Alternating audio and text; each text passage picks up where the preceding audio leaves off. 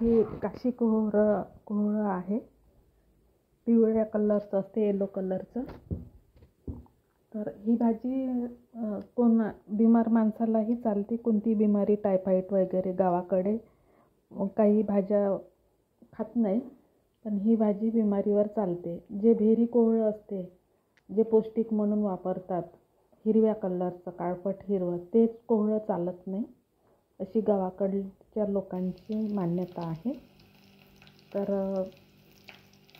हे छोटं कोहळं असते, छोटे छोटे असते, जसे 1 पाव, अर्धा किलो इथपर्यंतच असते यांची वाढ.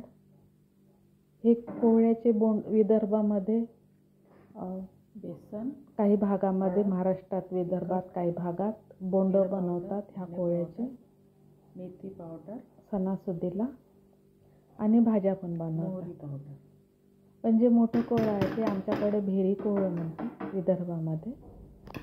त्या कोहळ्याची भाजी पौष्टिक असते, पण बिमारीवर ते कोहळं खात नाही. म्हणून आज ही कोहळ्याची भाजी चण्याची डाळ टाकून बनवलेली आहे. चणे भिजवलेले नाही आहे, कारण का पाणी टाकून चणे त्याच्यात शिजवलं जाते.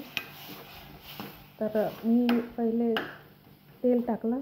तेल गरम झाल्यावर कांदा टाकला. कांदा लाल झाल्यावर लसूण, आलं आणि सांबाराच्या डंठलची पेस्ट टाकली, पाट्यावर वाटलेली होती. आणि त्याच्यानंतर टमाटर थोडी टाकली. थोडा वेळ शिजू दिलं. नंतर पाणी सोडलं थोडं. त्याच्या पहिले तिखट पावडर, धने पावडर, जिरं पावडर, मेथी पावडर, मोहरी पावडर टाकलं, काशी कोहळं म्हणतात त्याला, आणि हळद पावडर टाकली. त्याच्यानंतर पाणी सोडलं. हे पाणी सोडल्यानंतर जे तब्येत वगैरे कोहळं टाकलं, बिघडलेली असते, कोहळ्याला 5-7 मिनिट जमत नाही, पण हे कोहळं जमते, काशी कोहळं. हे बंद करून झाकण ठेवून कलरचं असते, पिवळ्या कलरचं असते. आणि नंतर चण्याची डाळ टाकली. अर्धा ग्लास पाणी टाकलं. चण्याची डाळ टाकल्यावर आणि चण्याची डाळ शिजण्यापुरते पाणी टाकलं. अर्धा ग्लास कमी गॅसवर शिजवलं,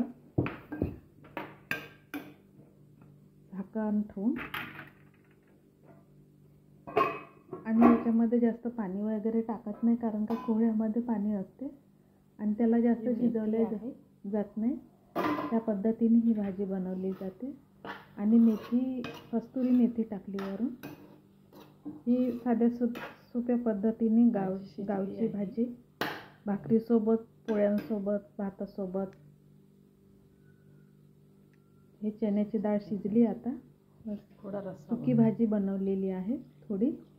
थोडा त्याच्या अंगचा रस्सा, थोडा पाणी टाकलं परत, कारण का थोडा रस्सा बनवायचा आहे.